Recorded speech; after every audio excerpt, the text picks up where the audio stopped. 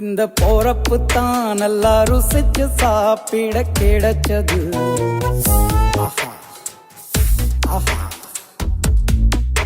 அத நினைச்சுத்தான் மனோ உலகம் முழுவதும் பருக்குது. அட சுட சுட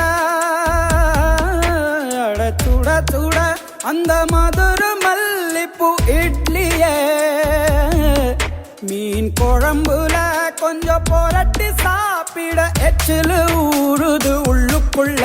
இந்த போறப்பு தான்